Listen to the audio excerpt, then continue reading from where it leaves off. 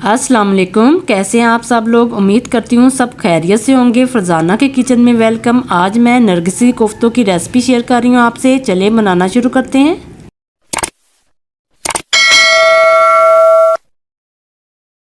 इधर मैंने 1 किलो कीमा लिया है बीफ का। इसको अच्छे से धो के ड्राई कर लिया। अब इसको हमने चॉप करना है। सबसे पहले हम कुछ थोड़ी सी हरी मिर्चें लेंगे और 1 अदद प्याज लेंगे। इसको हमने चॉप करना है। हरी मिर्ची और प्याज को चॉप कर लिया हमने। अब इसमें हमने कीमे को हाफ करके कीमे को हमने चॉप करना है। 1 टेबलस्पून इसमें नमक डाल रही हूँ, 1 टेबलस्पून सूखा धनिया, हाफ टेबलस्पून हल्दी, 1 टेबलस्पून कुटी लाल मिर्च, 1 टेबलस्पून लाल मिर्च पाउडर, 1 टेबलस्पून चाट मसाला, 2 मैं एग इस्तेमाल कर रही हूँ। इसमें 1 एग अभी डालना है, 1 बाद में डालेंगे।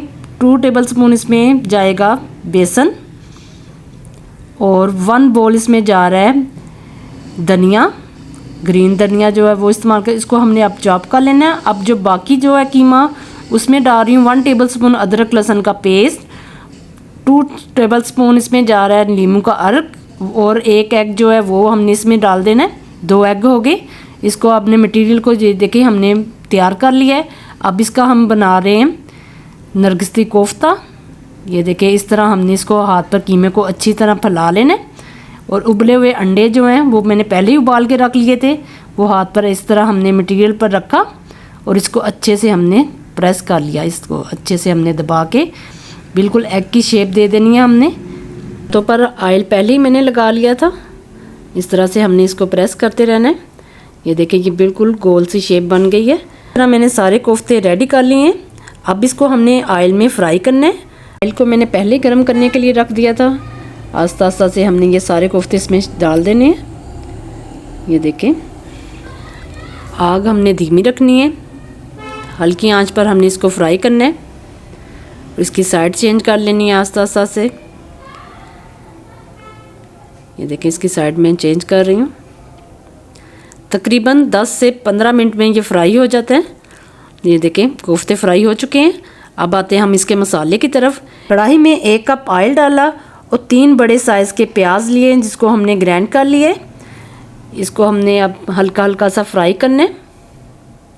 और 1 टेबलस्पून इसमें अदरक लहसुन का पेस्ट डाल रही हूँ।